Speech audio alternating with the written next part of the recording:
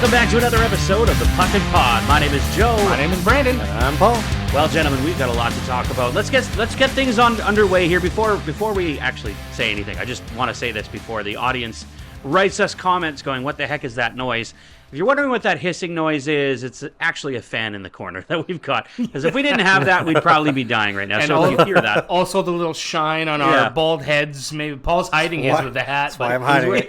Sorry. He's hiding it all over his body with a hat and a sweater.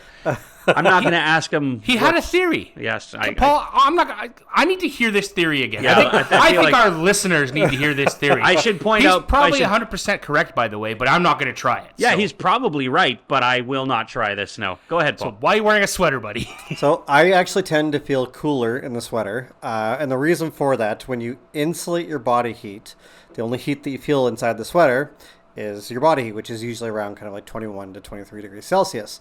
Now, if it's warm outside, where it's like 28, 29, 30 degrees Celsius, and you got heat beaming in a sweater but can't penetrate through the sweater, then you insulate the heat out, but you keep your body heat on the inside. I'm still warm, but I'm cooler wearing this than if I had it off. And that's Dr. Paul for you, everybody. You can check out his new show coming on Rogers TV soon. Yeah. I don't know. Like, I believe you. I'm not going to say you're wrong because I'm not a doctor. I don't know anything what I'm talking about. But to me, that just sounds crazy. I could not even try that. The idea of putting on a sweater right now. I want to be wearing a sleeveless shirt. I'm stupid for not wearing one, but holy cow, it's a warm one. Well, you look sharp, buddy. Thank you. This isn't a Christmas sweater. This is a hoodie. Well, to me, they're not all like Christmas Grandma sweaters. knitted this before. Yeah. but for me, it's not just the sweater; it's also the hat too. I can't wear a hat in the summertime, even though you should be wearing hats in the summer to block, to save yourself from the sun. But I couldn't do it, man. I could not do it. And all the power to you. Let me just say that. Speaking of power, our hockey teams have a lot of power right now with all the trades that are going down and all the action that's happening this offseason. Let's talk a little bit about the NHL and some of the offseason moves that we've seen so far. Yeah, obviously, if we're looking at kind of how we're talking about the Toronto Maple Leafs. Look how the offseason started. It was watching 9-year, Leaf Mitch Marner talk about how he had pretty much had his foot out the door the last 2 years to go to Las Vegas. And try to take off your Leaf hat for a second, even though you're wearing a Leaf hat. But try to take off your Leaf hat. Don't think of it as a fan. Think of it as kind of like an analyst. How do you perceive this specific move on Mitch Marner's point? So Mitch Marner with this foot out the door for the last 2 years. So in other words, you're saying you take that, Joe. You can't take off your Leaf hat. I got you. All right. I mean, this is definitely a Leaf fan's perspective, right? I mean, we're not going to sit here and say that we are, perfect analysts and we can keep that neutral feeling. I mean, yeah, you're gonna have your frustrations with the way things went down for sure. What I will say, though, is that when you're Leafs fans like Paul and I that literally watch every single game, listen to podcasts, read articles, all that sort of stuff, you do see everything that happens. Yeah. I mean, you could argue as an outside person, well, you see what happens in Toronto. But, I mean, but I wasn't going to say that, but I mean, you're not wrong. But in all seriousness, like, we deep dive into a lot of the stuff that goes on behind the scenes and whatnot. Yeah. The specific people we follow, on X, Twitter, the different things like that, the articles on TSN and all the insiders. So yes, it's our frustration is going to be the Leafs fans' frustration, but the information and what we've experienced watching it kind of unfold over the last couple of seasons is real fact, I would say. Yeah. It can be argued. Yeah, no, that makes sense for sure. Yeah. So going back, he had his foot out the door. They obviously got some compensation in trading for Nick Waugh in regards to signing Martin to the extension, then trading him to Vegas. But is it Waugh or Roy? Roy or it's Waugh? Waugh. Yeah, Waugh. He's French Canadian, so it's got to be Waugh, right? And I think he'll do fine filling in on a third line center role for the Leafs. It's in Marner's interview with Vegas, he talked about how he'd already been kind of thinking about this, how things have been on the downside for him for the last 2 years.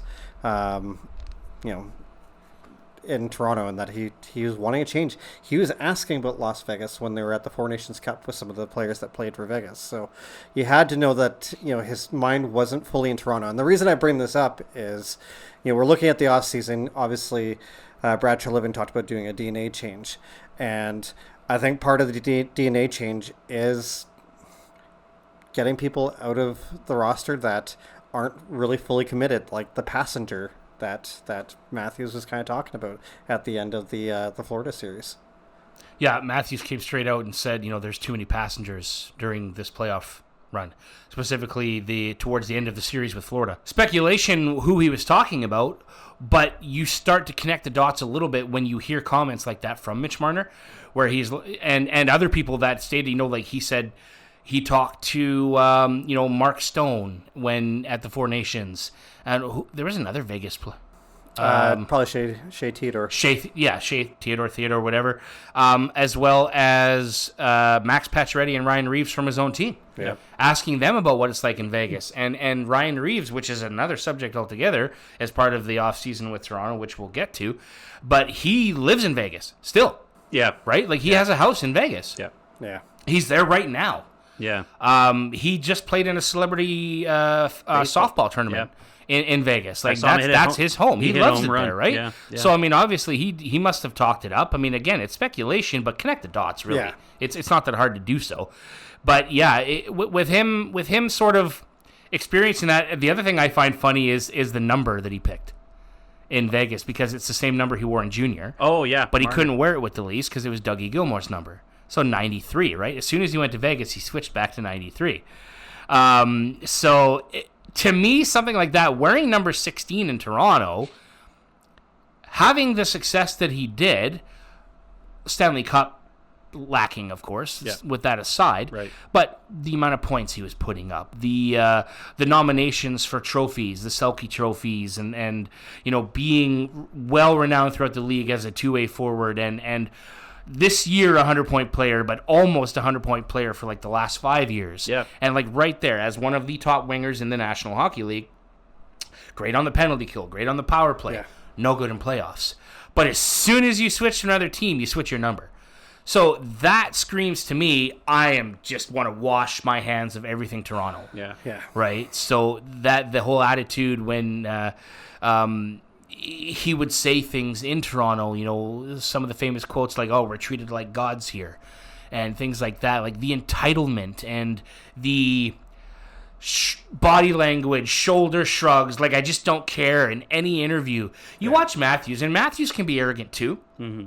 But if you watch Marner in interviews, every question that's asked of him, he just seems like he's annoyed and wants to give the most lackadaisical answer that he could possibly give. And it's like, it wasn't that way initially. Mm-hmm. And he's always going to be interviewed because he's the guy or one of the guys in Toronto, right? So the writing's kind of on the wall, read between the lines, pick your cliche. But I don't know. It seemed like it's probably the right move for him to move on. I would have liked to have maybe seen a trade to get a little bit more back with obviously an asset as good as he is or was. Yeah. But So what was a return? Like I said, it was Nicholas Waugh. That was Waugh? it. It was player for player? There was talk about Nicholas Hag. I don't know why. I being thought part there of- was a draft pick involved. Nope. There was talks of Nicholas Hag maybe being part of the deal too, but obviously in the end he got traded to Nashville. Right. It's kind of bittersweet. Obviously, getting Nicholas Waugh is a good player, but again, if you're looking at asset management, if Marner's a 95, Nicholas Waugh is an 80 kind of thing, right? So, I would like to have seen a little bit more come back. His attitude, even at times, didn't seem like he wanted to be there, or at least, that he had an entitlement that I'm going to do whatever I want and I'm going to blame everyone else. I didn't like his response to the team in Game 7. A lot of people probably were like, it's fine, they saying for them to all effing wake up. To be honest, that needs to go back on him. It's not about a matter of telling the rest of the team to do something. You need to take some accountability yourself, and he did a lot of things in that Game 7 that he shouldn't be chirping at the team. He should be chirping at himself to fix it. Yeah. What happened after he was at the bench and yelled that? Like the next shift it was that the he next got on shift. the ice. pizza up the middle. Goal against, right? Florida goes back and scores. Yeah, that's to right. make it, I think it was 4-2 at that point. Yeah. I think. Yeah. But I think we were watching that, if I remember correctly. We may have been recording the pod. Maybe. No, I don't know. Yeah. I can't remember. Yeah. But it's kind of funny. Like, there's a lot of speculation about before Dubas was fired and he was talking about trading a player. The player that they were possibly considering, at least the speculation was, is that Marner was going to possibly be traded. Mm-hmm. So, he might be who he is with the media. He might be the star player that we all loved. But, when I said last podcast I didn't really like him as a human being, and that doesn't mean that he's a terrible person, but just in regards to his attitude and how he connects with the fans and stuff like that, I'm not sad to see him go. I just wish there had been more coming back in return. Right, so. right. That makes sense. I'll address that trade a little bit as well. I was actually even surprised that they got Nick Waugh back. The reason I say that is he's a 40-plus point player. Mm-hmm. He's a big guy, a big body. He's a center. He's a great two-way center. I think that Treliving extorted him a little bit from Vegas, if I'm being honest with you. Okay. Because there was rumors that Vegas had been involved with tampering. Yeah. To do with Marner prior to the end of the season. Right. And it seemed kind of funny that there was reports surfaced that said Toronto may look to have an investigation started with the league about tampering charges for Vegas. Mm-hmm. But then they also said that Treliving, if he got Nicholas Waugh back in a deal, wouldn't force the issue. So it's like, that's kind of shady in itself. Like, in my opinion, for that extra year, the only reason they traded was to get the 8th year. Yeah, the 8th year. For Marner, right? Because if he went on free agency, he could only sign 7. Yeah. With the team that owns your rights, up until that point, you can sign up to 8 years. In this CBA. I was going to say, in this CBA. Starting with the next one, it's only 7 anyway. I have a sort of a story to add to that, kind of with the new CBA when we talk about the Canucks, but sure. we'll get into that. Yeah. So, and I think that even with that extra year as compensation, when he really is about to just walk into free agency, is probably more than they should have gotten. Yeah. So there was definitely something going on behind the scenes there. Yeah. Yeah. Which I mean, it makes sense. I mean, we were all kind of seeing the writing on the wall when the reports were out there before the trade even happened that they were going to investigate them for tampering if they didn't make the trade. Yeah. Right. And I remember the rumor at the time was it was going to be Haig and Waugh going back. And then Haig ended up getting traded to Nashville. So we're like, okay, well, what's happening here? And then, it was really kind of last minute until they finally made that trade. And they had announced the trade before it was official. Yeah. And the only reason that was because they needed to get the T's crossed and the I's dotted on the actual Mitch Marner contract, right? Yeah. As I think was the issue. But Marner canceled his charity tournament. Charity event, not tournament. Yeah. His charity event like a week before, or even a few days before. Mm-hmm. It was supposed to be held in Toronto. He knew that he would just be bombarded with questions and speculation, and he was done with it, right? So as much as I watched Marner, right, from the first year he was drafted. So he was drafted, and then he played one more season with the London Knights, and then he made the jump to the NHL. Yeah. I was religiously, I watched every single highlight of the Knights that year. I was so stoked about this player because I couldn't believe they got him at 4. Yeah. Because it was Arizona that picked Dylan Strome right before. And when they announced Strome, I went, what? No way Marner's still there, right? Yeah. Watching the draft. So, that's how stoked I was personally about Mitch Marner. And I have you guys know this. We have I don't even know how many messages are in our group chat over the years. I'd be curious to know, 400,000 maybe. Yeah. Anyway, you guys know I've supported Marner the entire time he's been in Toronto. Yeah. Probably times where I shouldn't. Yeah. And I'm the first one to admit I think this is probably best for both. Yeah, I mean, ultimately, like you say, we think about what's best for the team. Obviously, not having somebody with that kind of energy that's around the team. Yeah. But then also for the player, it's like, okay, he needs something new. He needs to go somewhere where he's not going to be the center of attention. He's not going to, he can walk down the street in Vegas and people won't know who he is. Yeah. That's an important factor. The one thing he can say is that he lived his dream to play for his hometown team. Yeah. And he's done that, right? So who knows, maybe, on his final year in the league, he comes back and plays for the Leafs one more time. And maybe by that point, think so, and maybe not by likely. that point, he's, maybe he's a better player. I don't know. We'll see. Blocking a trade for Rantanen, walking away in free agency. I understand there were some reasons, but Crazier things have happened. This leads me to my next question. Yeah. January 26th, when Vegas comes to Toronto, applause or boos? Oh, definitely. Oh, booze. Booze. There's You no think so? doubt in my mind. Like loud, like big time? Yep. Like, is he now the most hated player ever? To come back in the I last don't know little about while? ever, but yeah. It's Like- going to be like John Tavares when he went back to the Islanders. Yeah, I right? think so, too. I don't know if it'll be that bad per se. I don't know for sure.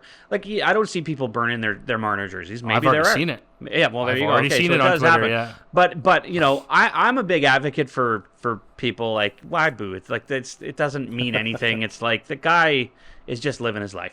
He's probably got his reasons. Listen, you guys are diehard fans. I get it. But he, as a player, it probably has his reasons for what he did. And we know that he was just about to have a baby when the trade deadline was happening. Oh, yeah. That's the main reson why he said no to the trade. Yep. And I think I would have done the same thing if I were in his shoes, especially my first baby. But he could have also made that trade happen long before that too. Yeah. So Now, don't get me wrong. I mean, viewers, you guys correct me if I'm wrong, but even during this whole little sequence so far, I don't think once have I blamed him for leaving. No. I totally think that what he's done is probably the right move. between the two of you, I would say Paul's more bitter than you are. That's just how it feels, which is an odd thing to say Bitter. considering the Bitter. emotionality of you I versus know. him. I know. It's But very but true. I definitely Calm down. I was going to say I definitely feel like he's more bitter about the whole situation. But you obviously have your reasons between it, so everybody's different. Now, notable stuff that the Leafs have obviously been doing in the offseason. They've made some minor signings. Like there's Michael Pizzetta from Montreal that they signed, and he'll be a kind of a pestilent kind of player. He's going to basically take over for Reeves as the pest, correct? Yeah, and I'll get to Reeves as well. Yeah. There's Vinny Lettieri, who's always played a bottom six role, and he's a pretty good two-way forward. And then Travis Boyd is actually coming back to Toronto. He actually played for Toronto at one point. Played Vancouver got him for from Toronto Canucks for yeah. 6 games or something too. Absolutely. Oh, he played for a season basically for Vancouver. Pretty Yeah. sure I looked at the DB earlier and it was like Have 7 a, games yeah, or something. I would definitely suggest having a look, but if Maybe you that's haven't already, where Arizona claimed from or something. yeah, it feels like he Utah, played longer for Arizona. Vancouver, but anyway, Brought him back, and he had a couple actually decent years in Arizona, Utah as well. So, it's good to have that depth. Toronto's been doing more trades than they have been signings, really. Like I said, there was Nicholas Waugh. There's a lot of talk. Shane Doan was very involved with this deal, but the Matthias Michelli deal, that he's the steal so far of the offseason, actually. He's got a lot of great playmaking ability, and they've only given up a third. hard-nosed as well. Yeah, hard-nosed. Only give him a third that could become a second if he gets over 51 points, I believe it is. But again, it's, That's an entire possibility when you If consider. he gets 51 points, give him a second. Yeah, exactly. Give him a second and a third. That's a good problem to have for Yeah. sure. I Yeah. didn't realize that he was gritty too. Yeah, like hard-nosed, like not so much like gritty, like a fighter, but like he fights for the puck, like he Kind of like Connor Garland. Yeah, Ish. like not the biggest player, but he Yeah. goes hard for the puck, and that's a really good skill to have in today's NHL. I think I would say with some of the additions, as well as internal development, I have a feeling that the Leafs are going to be more of a gritty team than they were definitely. last year. They'll finally be playing Berube style hockey, Yeah, which is what through the we want. lineup. Yeah, yeah, exactly. Through the lineup. I mean, the only player maybe now is maybe Willie Nylander. Yeah.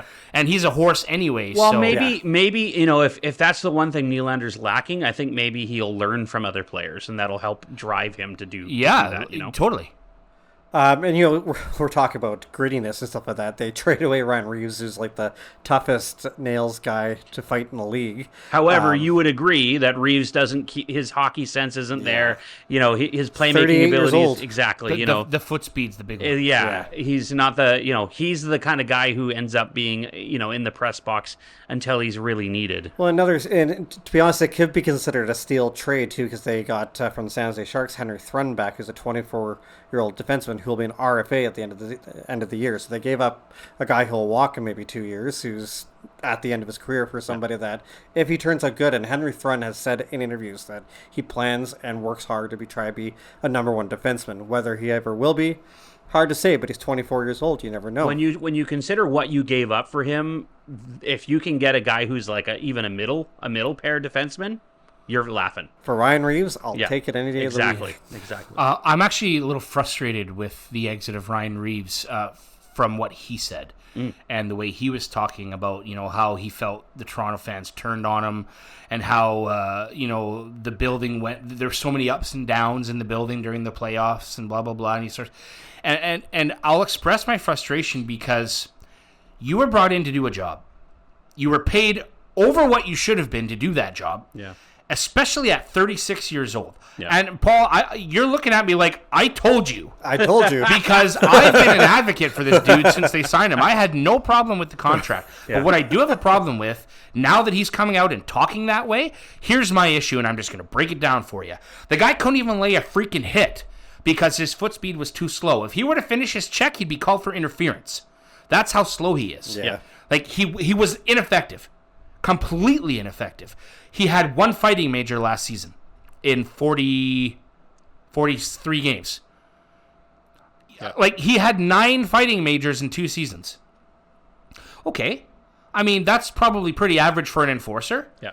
But seeing as though 8 of those were in the first year and 1 in the second year, that's no good. That's no good. He was in and out of the lineup. He just send down to the minors. He was a -11. So in his first 6 games with the Leafs when he signed 2 seasons ago. Like, what is your problem, pal? You did nothing here. Nothing. The one thing I've kind of discovered about Ryan Reeves, and this goes back to when Vancouver played against Vegas in the bubble, when Reeves was on the team, he's trying hard to do what Brad Marchand does. He tries to create enemies wherever he goes, so that he almost, it's like he's trying to pave a way for him to make sure he stays in the NHL. So going to San Jose, he's thinking to himself, I need to talk trash about Toronto so the Leaf fans hate me, so that we have a reason to put butts in seats when we play against them. That could very well also be true. Yeah. Leading to my final point about this before we move on from this hack. We've reached that status. Yeah. How do you feel about it? Should have never signed him. Is I think that Treliving went out of his way to move on from Ryan Reeves and find him a spot where he has an opportunity to play. Actually play. He's 80-ish games away from 1,000 for his career. Yeah. As an enforcer, that's rare. That is rare. Especially now. So for Brad Treliving, rather than just bury his contract in the minors to say, hey, you know what, let's try to find a spot for you, he made out well getting Thrun back. Yep. For Reeves, in my opinion. Honestly, even if Thrun doesn't work out, it's still something. Yeah, exactly. Yeah. Right? So for him to then come out and make those comments after the Leafs basically did their best to try to help him out, in my opinion, it's kind of frustrating. It is. It makes me bitter. I totally understand that. Yeah. I'm hoping that maybe he can renew his rivalry a little bit with Evander Kane. Yeah. I mean, I am too. I'm kind of in the same boat. It's like, and that kind of ties in with what happened today specifically between our teams, because with Vancouver trading Dakota Joshua to Toronto for a 4th round pick that happened today, my mindset is that 3 seasons from now too, the 4th round pick. Yeah, yeah. Well, I mean, I'm seeing 2027 draft picks, 2028 draft picks. I saw a 2030 draft pick. Like, it's baffling, but at the same time, that's kind of today's NHL, right? Yeah. Even during the draft, I was seeing, pick for pick, where it's like a pick from this year for a pick 3 years from now. And it's just like, to me, they have the same value at this point, I guess, by the looks of it. Yep. And I'm okay with it if it does end up getting us a good player in the end.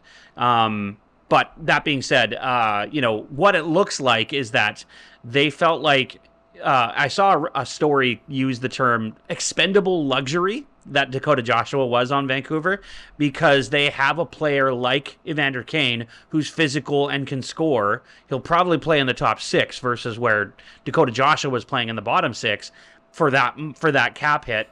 It made sense for them to make that trade. So it'll be interesting to see like what kind of role Evander Kane actually takes on as a Canuck, because I know what he's capable of doing, but will he do it, especially at his age? So quick note, just in case anybody's wondering what the hell we're talking about. Yeah. Dakota Joshua from Vancouver was traded to Toronto for a 2028 fourth round pick. 2028 fourth round pick. So right. what I don't like is the cap hit at 3.25. 3.25. But if he can get back to, healthy completely. I mean, I think he was healthy when he played last year anyway, but obviously missing training camp with his testicular cancer issue, and thank goodness it looks like he's made it through that. Yes. The year before, I think he had 36 or 39 points or something like that. I will say I'm not gonna say that it's because of who he played with, but because he played with Connor Garland, who is a hard-nosed playmaker and he can do a lot with the puck. A lot of the reasons that he scored those goals was because of that. So as long as he's playing with somebody who's going to pass him the puck, he'll be in the right spot every time. Yeah. Yep, could be playing with Domi. That's a possibility. And he's got chemistry with everybody. Joshua's the same kind of player that can play anywhere in the lineup. Nice thing about him is that he was actually originally a Leafs pick. That's right. 5th round pick in 2014. Did he ever play for the Leafs, or did he get traded before he got to? He got traded before. Okay. Never plays. I think Craig Berube went to Treliving and like, hey, Joshua played for me. He was great. He played in St. Louis. Louis, That's right. yeah. He played for me in St. Louis. He played great. Let's get him. Yep. I wouldn't be surprised. He's fearless. That's what I like. He seems to just have no issue with anything. He's fearless. He throws his body around. He has a good shot.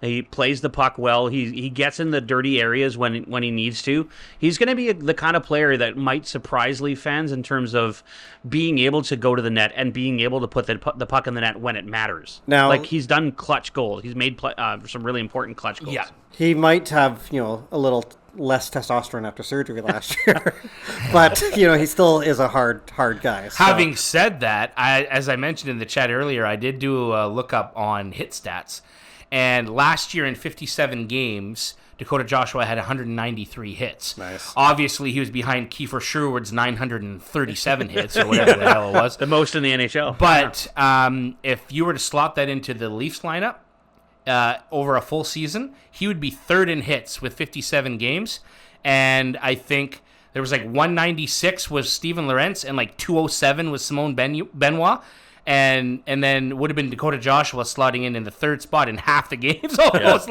So that's a good sign, right? That is a good sign. Now you gotta player. You have to think that's obviously coaching, right? Like the coaches are saying, this is what I want you to do. So I'm hoping that Berube going into this season is basically says, whatever you were doing before, keep doing it. Yep. And that'll work for him because that's why he throws the body around, because it's part of his MO. I just have a couple of more things to maybe mention, and then maybe we can move on to some Vancouver stuff. Sure. And then whatever you have left, Paul. But I just want to mention, I think that they're probably going to regress a little bit last year from obviously winning the division. I still think they're going to be a very good team in the East. Florida, with all the bringing back players that they were able to do, I can't see anybody beating them, but Very who knows? tough. One thing I will say that bothered me, there was a prospect list released by Scott Wheeler yesterday, and Matt Schaefer listed as number 1, who was just drafted 1st overall. Demidov, who was it starts with an M. He was also just drafted this year. Are you able to look that up real quick while I'm talking? Yeah. Because that's going to bother the hell out of me. Anyway, But it's I think for Montreal, though. I don't know if it was Montreal. Demidov is a Montreal prospect.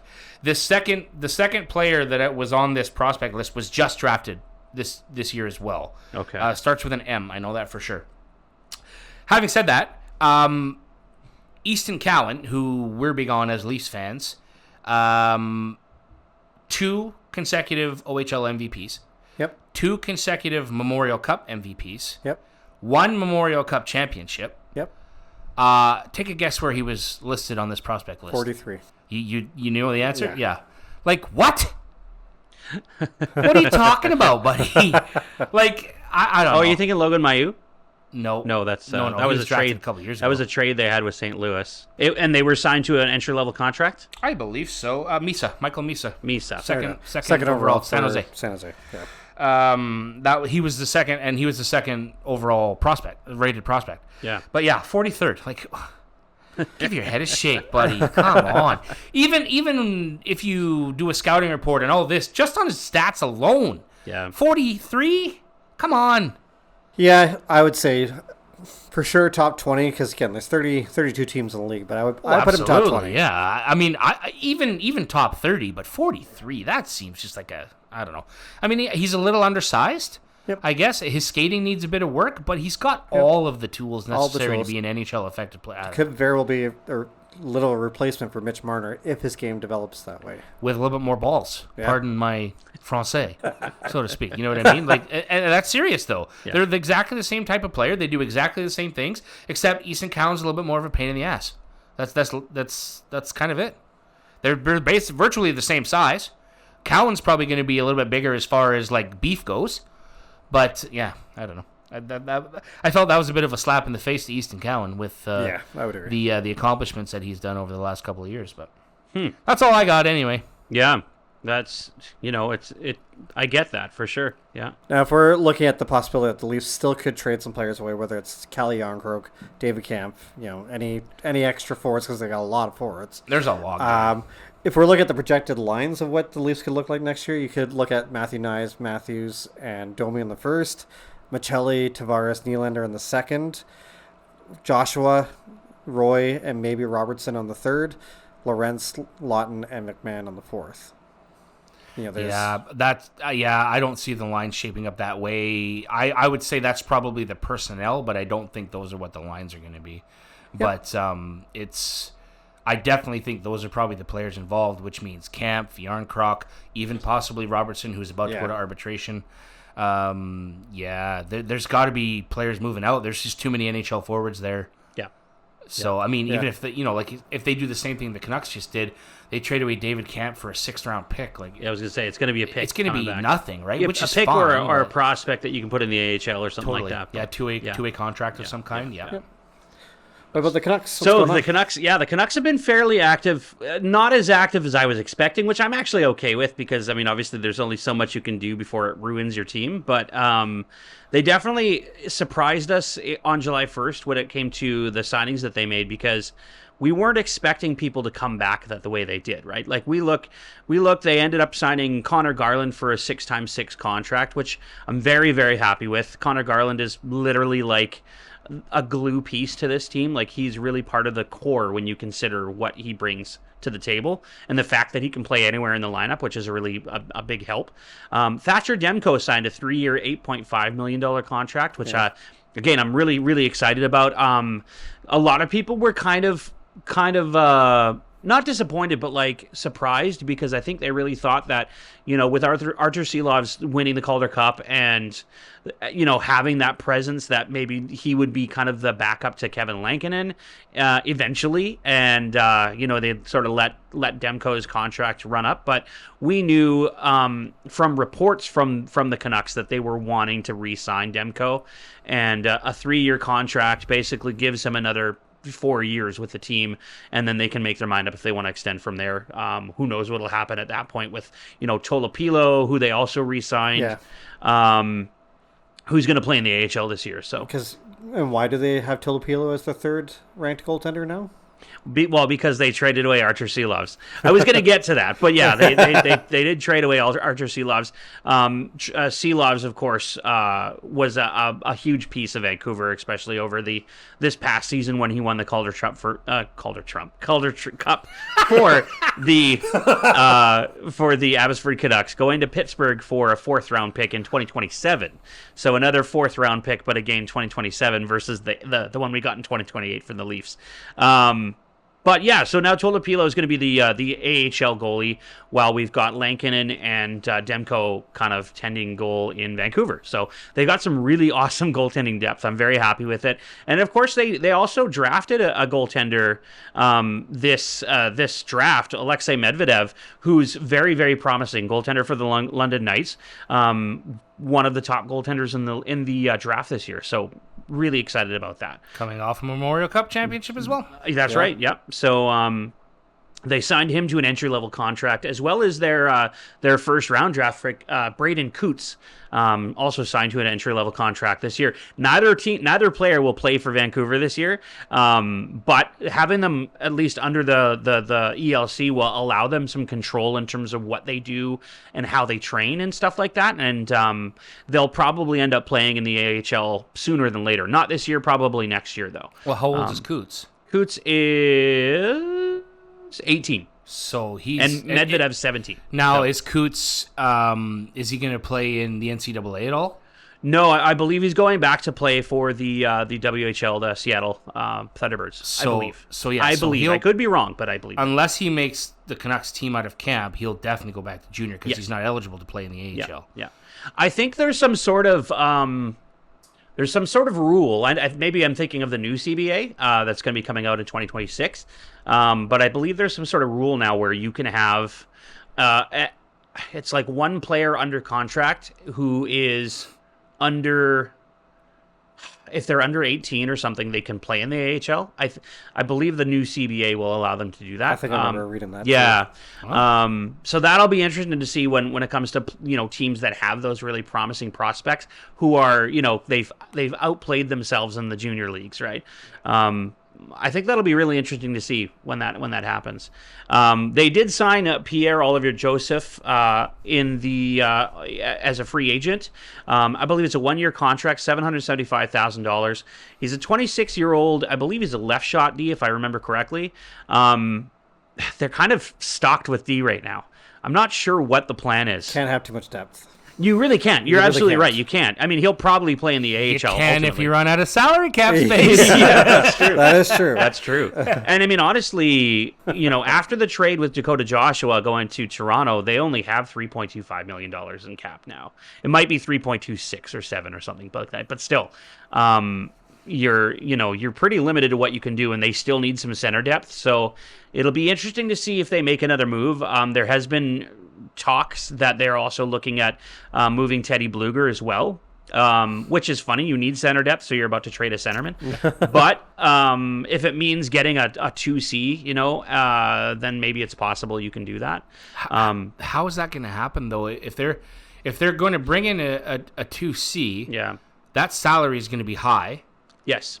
Yeah. So I'm thinking if Bluger's going, that he can't be the only piece. No, exactly. Yeah. It would be him and a D-man or something like that, probably on the way out. Plus picks for shedding that salary. Maybe that extra fourth-round pick they got.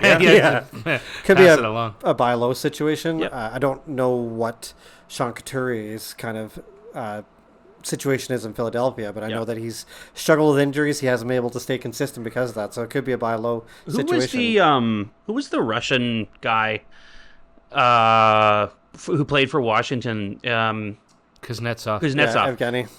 I bet you they'll probably be in on him. Well, he's talking about coming back. I wouldn't be surprised. He's talking about signing for $1 million. Yeah. If it's for the right team. Yeah. Maybe. Yeah. That would probably be perfect. Yeah. That would probably be a perfect I can see them doing that. I can on see a 1-year deal. Sure. Yeah. Why not? Yeah. I have a leading question for you. Mm-hmm. Try to think of it as if it was another team. Okay. I'm not going to say. In other words, take my Canucks. I'm not going to say that, but I know that you've been super positive about this before. But I really want to know your honest opinion. How comfortable are you with how much money is dedicated to your two goaltenders? It's not something I think about as being a bad thing right now. And I say that with the mentality of Demko is not an injury-prone goalie, even though he spent most of last year injured. To me, he's not somebody who gets injured all the time. I think we had this conversation before talking about that. But if he can play, 50 to 55% of the games and steal some games and whatnot, I think it'd be worth it in the end. Now, that being said, Lankinen has to keep up. He has to play the same way he played last year. I know we've been in worse situations with goaltending in the past, especially with Luongo's contract. So, yeah, it's not something I'm thinking about at the moment. Yeah, like the Canucks haven't made a ton of moves in the offseason here. Do you think, obviously with the way that Adam Foote kind of runs his team, that they're going to give a lot of young guys a chance this year? Yeah, I foresee at least, I'd say 2 to 3 AHLers will be on the team this year.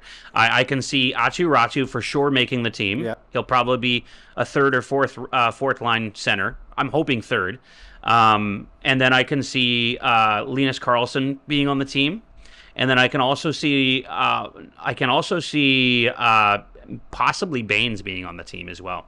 What about defense? Like, do you think Willander has a chance to make the team? Yeah, there's a lot of sort of speculation. I know that the team is planning on Willander making the team. That being said, it all depends on what he does in camp. If he comes into camp and he can't seem to click with anybody, I wouldn't be surprised if say somebody like I can see somebody like Mancini making it over him, which I would be perfectly fine with. I thought Mancini played really well in the playoffs for Abbotsford, so. Yeah. Definitely you can see some players making it, and you've only got so much room, I should say. It's a 23-man roster, and right now they have 22 men on they're penciled in, right? So. Yeah, I definitely think both of our teams still have work to do. Yeah. Yep. Prior to training camp, money in, money out. It's all got to work at some point. The Leafs still have a little bit of flexibility with cap space, but not much. I don't think that they're planning to do much more other than maybe shed some salary, and it's not necessarily because they need the room. It's because they have too many players on their roster. Yeah, and Vancouver, it's almost the opposite. They don't have quite enough players on their roster, but they have too much money dedicated. That's right. Yeah. So it's like, yeah, it's definitely a unique kind of almost contrasting positions. Yeah. Where we have the same problem, but for different reasons. So, yeah, there's definitely work to be done on both sides, for sure. Yep. Do you have an idea of what maybe your forward lines would look like for the team if you were starting the season today? If the season were to start today, I'm thinking we would have... I'd have to think about this. So, Besser, Pettersson... So, Pettersson centers, Besser on the right, and DeBrusk. Probably Hoglander on the left. Okay. Or DeBrusk. Yep. Or DeBrusk. Hoglander can play either the first or second line, but I see Patrick Kane playing on the second line. Right now, Hedl is the... Evander Kane. What did I say, Patrick Kane? You said Evander Kane. Maybe I just wish it was Patrick Kane. Evander Kane playing on the left side of Philip Hedl, and then, Hoglander would be the right wing in that scenario. Hoglander can play left or right. I mean, he's got a skill set for either side. But and then so right now we're looking at probably either Aatu Ratu or Teddy Bluger. I think Aatu Ratu would be your third line center. That's just the way I see it right now. He's got to develop at some point. Exactly, and you got to play those minutes for him. I think he's good enough to play third line center. He's probably good enough to play second line center if he gets himself there.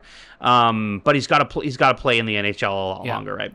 Is Kiefer Sherwood a winger or a center? He's a winger. He is. Yeah. So my thought, real quick, before we continue on that, is that there's no way they can play Ratu on the fourth line because that is going to hurt his development. Yes, I agree. So it's third or second. It has to be. Yeah. Play McGarland and maybe Drew O'Connor. Yep. And then Sherwood plays on. Sherwood again can bounce between third, fourth. He could also play second, really. Like in terms of minutes, Sherwood can play any line. It's just a matter of who he's playing with. But he's so physical and again hard nosed. You want guys who are hard nosed and can get the puck in any position, right? Yeah. So playing with a guy like Garland might benefit him. But probably Drew O'Connor. And then we're looking at right now Teddy Bluger centering between Sherwood and then at that point you're probably looking at, and again we've got Linus Karlsson, we've got it could be Jonathan Lekkerimäki, somebody Steve like Baines. that, Steve Baines, somebody who could play on the wing there as well. So I mean there's lots of opportunities, right? It's it'll be interesting to see what they do in camp. So on paper, for sure playoff team, wild card team, or missing. If you ask me, that's what I'm asking you. If you're asking me, and what I mean by that is this is my opinion versus say what other Canuck fans might say, but they were a playoff team 2 years ago with a lot of the same players. Maybe not the same players, but players who played the same. Yep. And the way I see it, they were a playoff team last year. Injuries really hurt them. Mm-hmm. So if they can stay healthy, I think they're a playoff team this year. I don't see on paper, I don't see a position where they're not a playoff team. I like the way that roster is rounded out on paper. Here are my X factors: new coach, new coaching staff. Yeah. Sorry, let me rephrase that. Yeah. And the West got better, and they were already very good. So those are my X factors. But I like the team. Yeah. I'm curious to see if they make any more tweaks. So maybe for next week. This is just sort of me hyping this up. Maybe for next week we should kind of each of us plan out what we think will be the top 3 teams of every division. Like a projected standings kind of thing. Sure. Next week, by the way, those at home, next week will be our last episode before we take a break for the season, and then we'll come back, say in a month or so, maybe a little longer, and we'll start doing our next season of the Puck and Pod. Yeah. So for those of you at home, plan ahead. But yeah, I think that'll be a fun one to sort of end the season on and just sort of figure out what we think it would be good projections for each division. That would be cool, yeah. So what is our next topic? We've talked NHL. We're looking at the MLB now. Yeah, we just recently had the Home Run Derby and All-Star Game.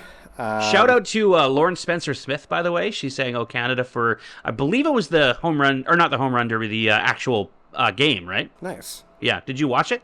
I didn't watch it. Saw parts of it. I didn't get to see all of it myself. Apparently, she from Lauren Spencer-Smith, for those of you who don't know, is from Nanaimo and Port Alberni. Born in Port Alberni, raised in Nanaimo. And she was on American Idol, and she's making a name for herself as a singer and an artist. And we're very proud to say that she got to sing "O Canada" for the All-Star Game. So pretty exciting stuff. Very exciting stuff. I thought that was an explosion, too. No, it's just a car starting. It's the neighbor. Motorcycle. We're not gonna die, I promise. Yeah. Never say never again. So we're looking at the Home Run Derby. Every Home Run Derby usually has 8 hitters to start the first round. One player that I thought shouldn't have been there, that he chose to go there, and he had the worst round of everyone, was Jazz Chisholm. He's not been known to be a home run hitter. Was he voted in or something? Or no, he chose to go in. So, I see. Okay. Can you guess who was closest to him in terms of the least amount of home runs? And Jazz Chisholm had the least. I'm going to guess it was a Blue Jay.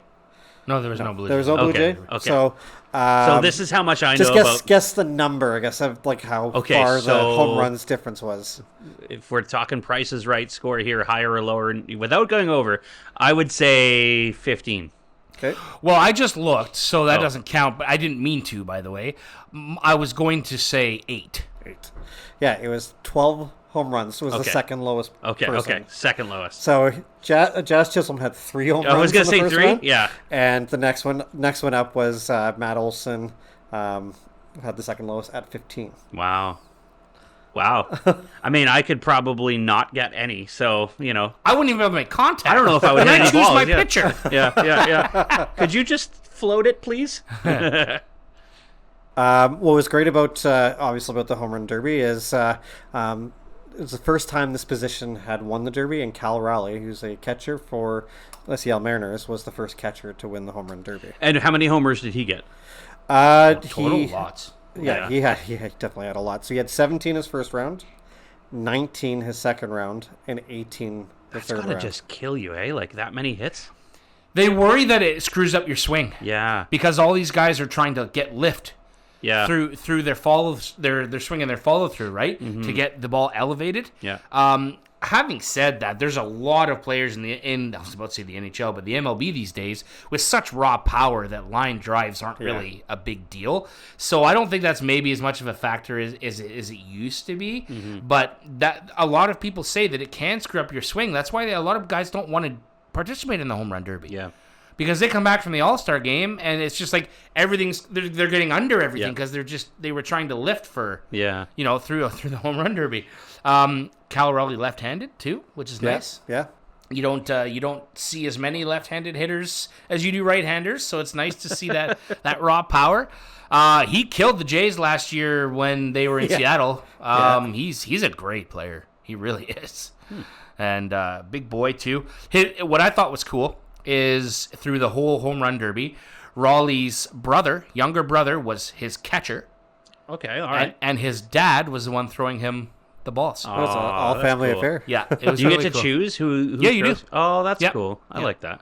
I'm not sure if you get to choose the catcher. I think they'd probably just appoint. Like, I think, I don't even know his name. I'm ignorant to it, and I apologize. But his younger brother, whoever was the catcher, I think he caught for everyone. Oh, yeah. He was just, like, appointed to do that. But I just thought it was so cool. I don't think that's ever happened before either. So that was pretty Family neat. affair. There's one player, he had a 513-foot blast.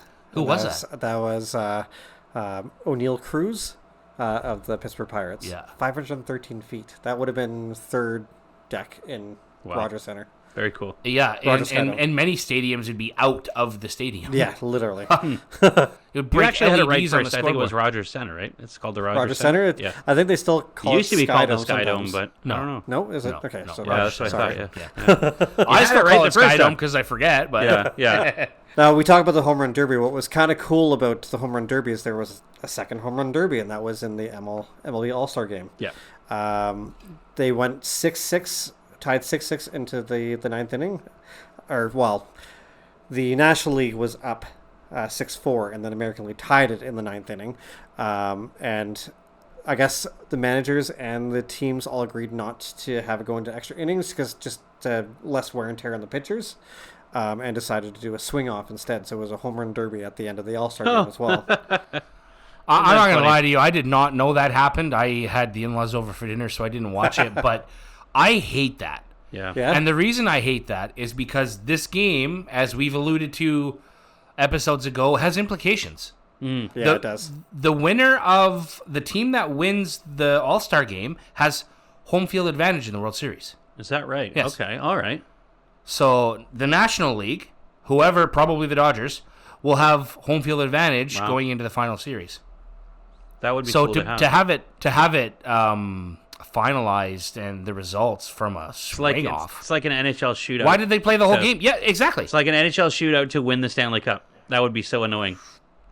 Kind of silly to me, but Yeah. Yeah, and it was Kyle Schwarber was the one that won it for the National League. He had 3 home runs in a row, and I think it was Jonathan Aranda couldn't get one out, so the National League took it. Wow. Now, do you know if it was where they were in the lineup, or did they get to choose players? Because that's kind of screwed up too. Yeah, I couldn't tell you. I think If it was where they were in the lineup, that's terrible. Yeah. Because if you've got your like defensive-minded shortstop swinging off against your power-hitting first baseman, that's not very cool. Yeah. Yeah. Because of where they were in the lineup, I don't know. That's baseball, folks. Yeah, and it's the first time in they've only won 2 times. National League's only won 2 times in the last 12 All-Star games. Mm-hmm. So good win for them. The American League still has the crown when it comes to that. They're up 48 wins compared to the 45 for the National League. Keeping track, I like that. What I do find a little bit interesting is that there's lots of reports right now. They're trying to get it out there that this All-Star game drew 7.2 million viewers and was the most watched All-Star event in sports. I believe it. I don't think a lot of people watch the NHL All-Star Game when it does happen. We haven't had one in 2 years now, but yeah, it's bland, right? Like, it's hard to watch in a lot of ways. I mean, they try to make it interesting. There are certain events. I like watching the little skills competitions because it's fun, but the actual All-Star Game itself is just going in and scoring, going in and scoring, going in and scoring, going in and scoring. It's just like 15-15 by the time the game's over. Yeah. It's just silly. It is, yeah. Yeah. But at least they're playing for something. They're playing for $1 million. It'd be cool if they had implications like playoff implications in some manner, like you get a bye or something, it'd be kind of fun. Anyway, it's just something to think about. So we got about 5 minutes left, believe it or not. So I think now is a good time to probably do the segment you've done so many times in the past, but it's time we bring it back because it's been a while. Shocked and appalled. Paul, tell us, what is shocking and appalling to you? Shocked and appalled. We need like an intro for the segment. Shocked and appalled. That's what I was thinking more like a jingle, like he's shocked and appalled. Anyways, one thing I guess I found shocking, at least in the sports world, is Eugenie Bouchard retiring at 31. My girlfriend. What was the last thing she did? I mean, in terms of winning running in my dreams last night. But like, I mean, in terms of winning a championship or even playing for a championship, it's been years. Well, right? she got up to world number 5 in tennis, and that was back in, I believe, 2020. And I guess the following year she tore her subscapular, so up in her shoulder. Yeah. And kind of really hasn't been able to play the same or keep up on the game. She's definitely turned her focus more towards, the fact that she's got good looks. Yeah, modeling and entertaining and things like that. Yeah. She plays pickleball too. Yeah. Yep. She focuses. There's a little less strain, I guess. I don't know. I've never played pickleball myself. Yeah. But. You probably don't go as hard when it comes to like swinging and things like that. One feat not as easy to strain. That was amazing for her. She was the first Canadian-born player to make the Wimbledon final. Yep. Which that was awesome. I actually remember watching that. Yeah. That too. It was a good. It was her, and then like a few years later, we saw what's her name? Bianca Andreescu. Bianca Andreescu. Yeah. Who won the championship against Venus Williams? Right? Was it Venus or Serena? I think it was Venus. I think it was Serena. Was it Serena? Okay. Yeah. One of the Williams sisters, and but it was like incredible that she won, and then I remember when she wins. This is totally off topic, but when she wins, she just laid down on the ground like this, and the camera was like up above her and stuff. And I thought that's really cool, like to be able to see that and experience that, right? So, and she also hasn't done much since then. Obviously injuries play a major factor. Yeah, but. yeah, there has. Kind of appalling side of things. Shane Gillis, comedian, hosted the ESPYs. I'm curious to hear about this because I loved it. I was gonna say, I think people are taking this way too seriously. Okay, what do we got? So there's a lot of people that are kind of a lot of people thought his monologues were funny, but some of them felt he was being a bit sexist and racist. He was 100% doing that on purpose. Yeah.